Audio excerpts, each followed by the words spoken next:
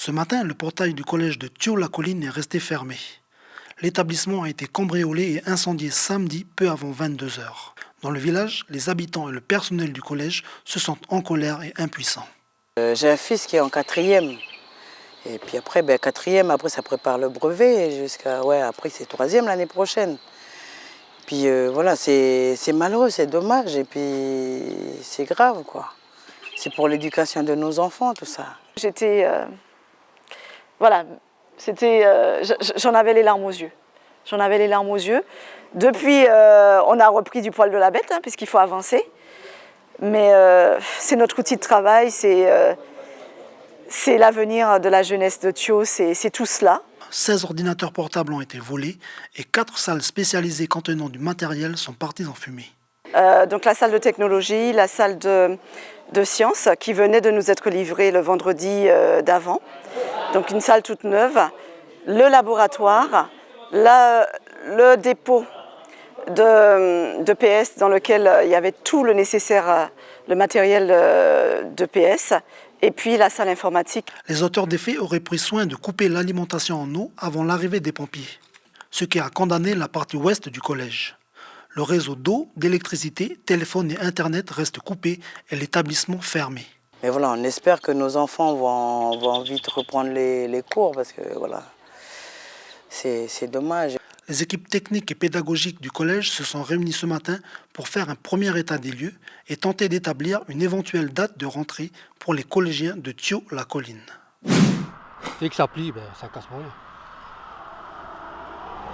À la rentrée du village de Koné, depuis ce matin, les agents OPT s'activent pour réparer ce câble qui contient la fibre optique. Le problème est venu d'un engin de chantier qui faisait un terrassement, qui a accroché des tubes où il y avait la fibre en fait, donc ça a été arraché. Conséquence de cet accident, tout ce qui est connexion liée à la fibre optique était impossible depuis 9h15. Aucune transaction n'est possible et là, je pourrais pas tirer des pièces. En milieu d'après-midi, le réseau n'était toujours pas rétabli.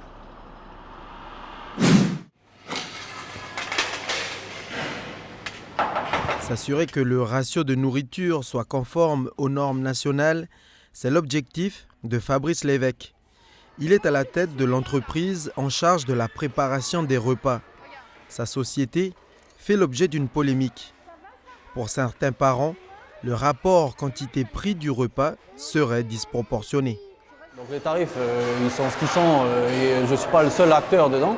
Mais au niveau des quantités, ça permet aux parents de voir effectivement les quantités réelles que mangent les enfants et pourquoi certains enfants ont encore faim après leur repas. Est-ce que c'est parce que effectivement les quantités sont insuffisantes ou est-ce qu'ils ne mangent pas tout le repas complet, entrée, plat, dessert? Et notamment, on l'a vu et on le sait que quand il y a des légumes, les enfants ne mangent pas. Oui, mais après ça va assez vite. Aujourd'hui, pour observer le service, 2 mamans n'ont pas hésité à sortir le stylo et le calepin. Des questions sont même posées aux enfants. Tu aimes le maïs? Ah bah voilà, alors on mange le maïs. Voilà. À la fin de l'observation, le bilan du repas est d'un goût amer.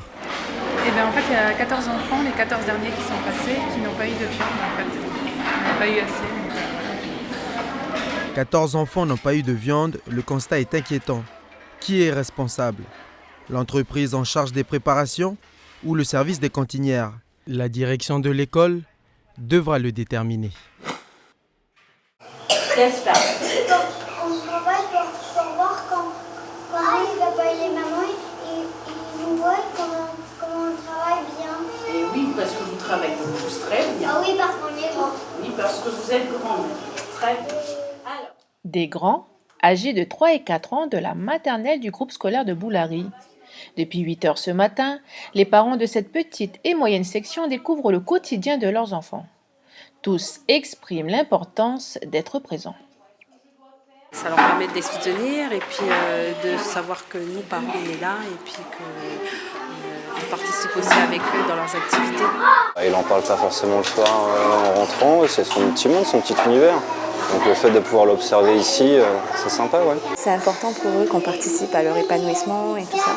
C'est nous, les parents, on ne s'intéresse pas à eux, qui c'est qui va le faire. Là, comme c'est notre première journée, on peut dire quand même que la plupart, plus de la moitié déjà des parents de petits ont répondu présent à l'appel. Et donc, je pense qu'il y a eu réellement un grand partage. L'an dernier, pour environ 330 élèves, plus d'une centaine de parents avaient répondu présent à cette semaine spéciale. Cette année, l'école compte déjà la visite d'une soixantaine de parents au bout de 2 jours seulement. Effectivement, moi je constate une amélioration au niveau de l'implication des parents dans l'école. On en voit plus que l'année dernière. Il y a peut-être une meilleure communication, on en entend parler à la radio, on a pu mettre des affiches qui nous viennent de la province sud. Nous-mêmes, on a établi un planning depuis 15 jours pour laisser les parents pour qu'ils puissent s'organiser et se présenter à la semaine des parents. La semaine des parents se poursuit jusqu'à vendredi.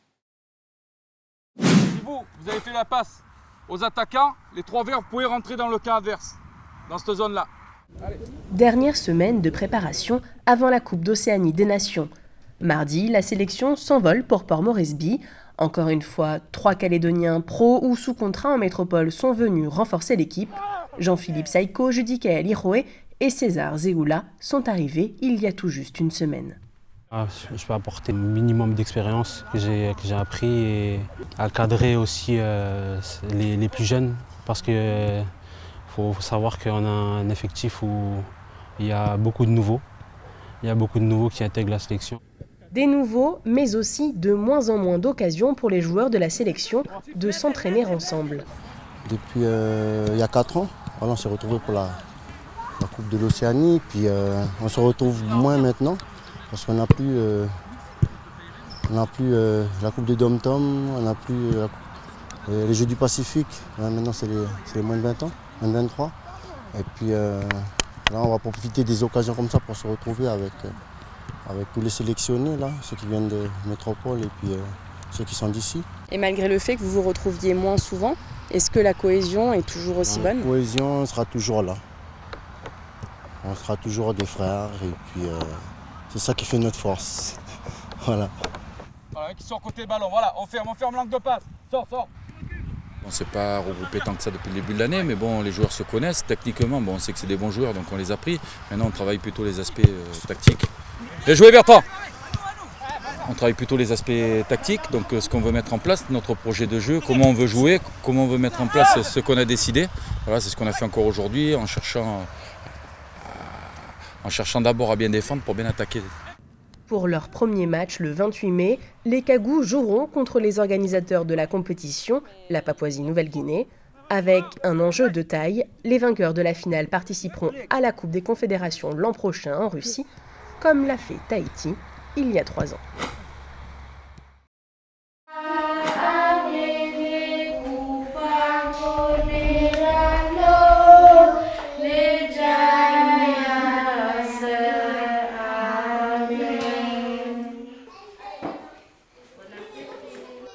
Une petite prière pour bénir le repas. Aujourd'hui, c'est maman Annie qui sert le plateau. Un menu qu'elle a préparé avec l'aide de 2 autres mamans.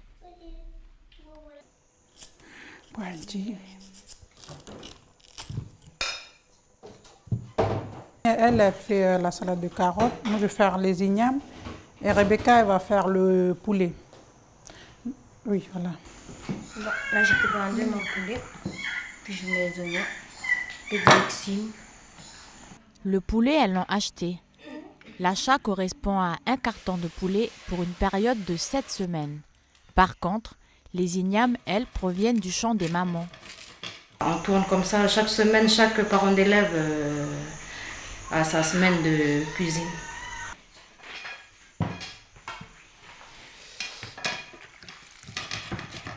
En fait, à l'époque, il n'y avait jamais eu de cantine. Et puis, il y a des enfants qui habitaient un peu plus loin de l'école. Ils n'ont pas pu bénéficier des gamelles par rapport au prix. Voilà, et de là est venue l'idée de faire du bénévolat. Merci maman. De rien, bon appétit. En tout, elles sont 6. À chaque semaine, c'est une nouvelle maman qui cuisine. Et elles tournent comme ça, chacune son tour, tout au long de l'année. Vous aimez bien les ignames? Oui. Vous avez des ignames à la maison? Oui, moi j'en ai dans mon champ. D'accord. Et les ignames, ça vient du champ à Beau. Oui, j'ai des ignames. Ici, sur le practice du golf de Deva, se déroule pour la première fois la finale de la Coupe du monde amateur de golf. 2 joueurs par pays ont été sélectionnés pour cette coupe. On peut y retrouver une dizaine de pays dans la Nouvelle-Calédonie. Aujourd'hui, c'est un parcours de 18 trous qui attendait les joueurs sur un terrain de plus de 9 km.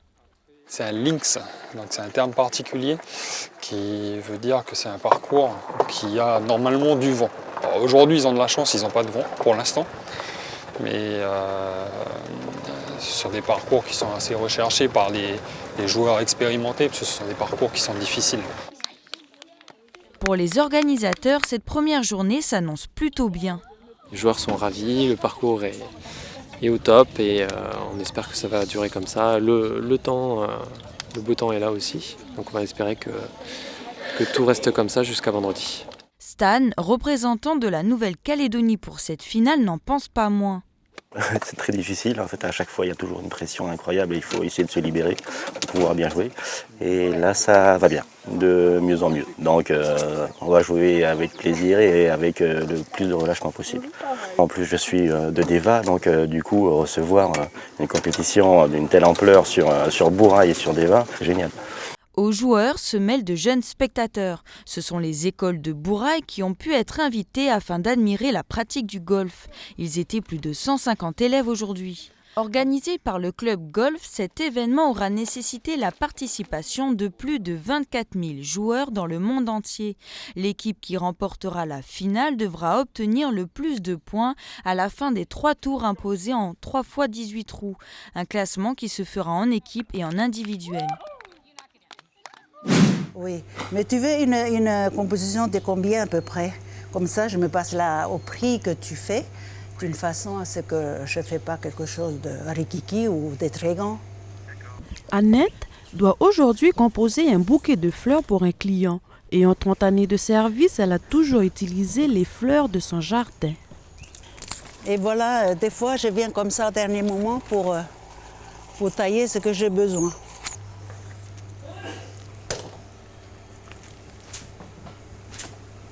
Une fois cueillie, l'héliconia est immédiatement placée dans un bouquet qu'elle a déjà commencé à préparer.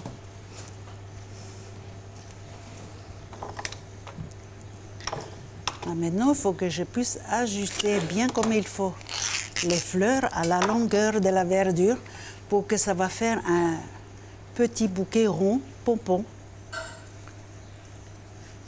Le bouquet terminé et avant d'être livré au client, il est placé précieusement dans la chambre froide à une température de 10 degrés.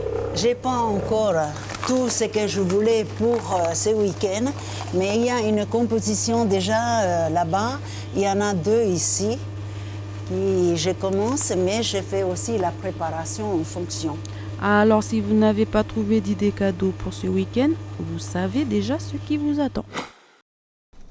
C'est armé de prospectus d'informations et de répulsifs que le docteur Anne von Stiel et son équipe font le tour des maisons des quartiers touchés par la dengue. On fait du porte-à-porte parce qu'il y a eu un cas de dengue diagnostiqué dans votre quartier. Du coup, on vient prévenir la population pour l'inciter à se protéger. Donc, tenez, petit fascicule. Oui, mais ça, c'est vrai qu'on était au courant de... Oui, du coup, on distribue aussi des répulsifs cutanés.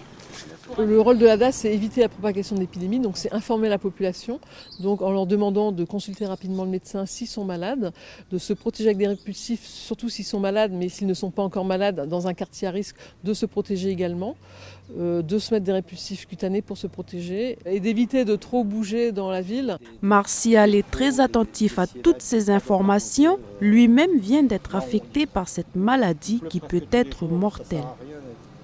Elle est très mauvaise, hein. En plus on a mal, on a des courbatures, on ne se sent pas bien, donc C'est surtout donc dans les os, on a l'impression qu'on vous presse donc les os et des picotements surtout, et de la fièvre. La direction des affaires sanitaires et sociales travaille en collaboration avec les médecins et les mairies. Si la dengue est détectée, les actions sur le terrain peuvent se mettre en place rapidement pour ralentir l'épidémie. À chaque confirmation de cas, donc dès que l'Institut Pasteur nous transmet les cas, nous on vérifie les adresses, on vérifie s'il y a une notion de voyage, puisque dans ce cas-là, on risque d'une introduction d'un autre sérotype de dengue. Et bien sûr, on alerte la mairie concernée en donnant l'adresse et le nom du patient pour pouvoir faire les épandages, pour pouvoir centrer les épandages sur le cas et faire des actions dans les 100 mètres autour du cas. Depuis le début de cette année, les nouveaux cas de dengue ont été recensés à Nouméa, Bouloupari, Farino, Bourail et Koné. À 4 jours de la fête des mères, c'est un peu l'effervescence chez cette fleuriste. Est-ce qu'on a une livraison à la BD ou pas aujourd'hui? Chacun s'active pour composer des bouquets de toutes les sortes. Ici, la majorité des fleurs utilisées sont locales, mais pas seulement. Alors, au niveau des fleurs importées, on a toutes celles qui se trouvent sur le bas, donc qui viennent de Nouvelle-Zélande. Alors là, c'est des orchidées cymbidium. Derrière, vous avez tout ce qui est lys, lilium. Et exceptionnellement, pour la fête des mères, on a des roses qui arrivent d'Équateur, donc du très très grand format de rose. Pour l'occasion, Aurélie a décidé de réaliser un bouquet spécial fête des mères. C'est un bouquet où on a du lys donc de Nouvelle-Zélande. Et ensuite, on n'a que de la fleur locale, donc les roses et du gerbera. C'est pour la fête des mères? Oui. Ouais. Ok, ça vous fait 3000 francs pour once. La fête des mères est une période de l'année très rentable pour les fleuristes, qui multiplient leur chiffre d'affaires. Pour la fête des mères, il faut compter à peu près du x10 en fait, entre le samedi et le dimanche en fait, sur le week-end complet. C'est vraiment la plus grosse fête de l'année. Ouais. Et sur Internet également, les commandes ne manquent pas. Là, ce matin, on en est à 12 commandes sur le site et on n'est pas encore à la fête des mères. Donc voilà. Et il y en aura pour tous les budgets, de 350 francs pour une simple rose à 20 000 francs pour la plus grande composition. L'idée, c'est d'utiliser la structure des laines pour vérifier les critères qui seraient les critères à minima pour ouvrir une structure d'accueil en tribu. Rosanne, Léontine, Jean-Marc et Marie-Claude observent et notent la structure des laines. Eux aussi désirent offrir aux touristes un cadre qu'ils ne retrouvera pas dans un hôtel. L'appréciation qu'on va donner va nous servir à nous. Quand on va créer notre propre structure, on dira je vais faire mieux que voilà où je fais pareil. Parce que moi j'ai opté pour deux bars à l'eau. Tu vois. Mais je trouve que la case elle est intéressante aussi parce que ça fait partie du paysage comme on dit. En plus c'est plus authentique L'idée de venir en formation, c'était d'avoir un peu des outils pour ce qui concerne l'accueil, avoir des clés. Cuisiner au feu de bois, pêcher les crevettes dans le crick, faire connaître sa culture reste l'objectif principal. À travers celui que j'accueille, je valorise, je mets en valeur ce qui fait de moi mon identité, si on veut. Mon identité, ma vie de tous les jours, mes habitudes, c'est tout ça. Donc c'est très difficile de dire faire une formation et chercher quand même à garder l'authenticité de ta structure. À l'heure où l'on parle de destin commun, l'accueil en tribu ne serait-il pas une vraie occasion de rencontrer l'autre ? Et évidemment, cette trouée de lumière va permettre à tous les jeunes, on voit ici tout plein de petits arbres, qui vont s'installer et qui vont profiter de cette trouée de lumière pour pouvoir régénérer. Une dizaine de scientifiques de l'Institut agronomique néo-calédonien s'activent dans les forêts de la province Nord. Ces recherches minutieuses se déroulent entre la tribu de Goapin et Nécliaï. On essaie de quadriller globalement les différentes conditions écologiques que l'on peut rencontrer en province Nord avec une méthode standardisée pour permettre justement d'avoir des comparaisons et de voir quelle est l'influence de l'altitude, de la température, de la pluviométrie sur à la fois la densité, c'est-à-dire le nombre d'arbres qu'on va trouver, et à la fois la richesse, c'est-à-dire le nombre d'espèces que l'on va trouver. Le principe, c'est donc de se mettre à une référence et à partir de là, de mesurer une distance vers un arbre et aussi un angle. Et Dimitri, qui est là avec son petit boîtier jaune, lui va réceptionner en Bluetooth les données qui sont envoyées par le laser. Sur une parcelle de 100 mètres, les arbres, une fois numérotés, nommés et recensés, sont ensuite échantillonnés. On descend un échantillon avec ça, et puis cet échantillon, on va le ramener à Nouméa, où on le fera sécher, on fera un herbier et on pourra comparer pour essayer de mettre un nom dessus. Situées le long de la chaîne, ces forêts humides tropicales abritent plus de 40 000 espèces dont les 3/4 seraient inconnues et endémiques. Une richesse que la province Nord tient à préserver. Ces études-là avaient pour but de nous aider à mieux comprendre la forêt et surtout la dynamique des forêts, c'est-à-dire la façon dont elles fonctionnent et dont elles peuvent évoluer. Et nous, en tant qu'institution chargée de la conservation du patrimoine, c'est indispensable de comprendre le fonctionnement des choses pour arriver à mieux les protéger. Ce projet de grande envergure dure depuis 4 ans. Financé à hauteur de 95 millions par la province Nord et les organismes de recherche, il a permis la sortie d'un livre intitulé « Les forêts humides en province Nord ». C'est une trentaine de personnes qui ont été mobilisées et plus de 12 000 arbres identifiés.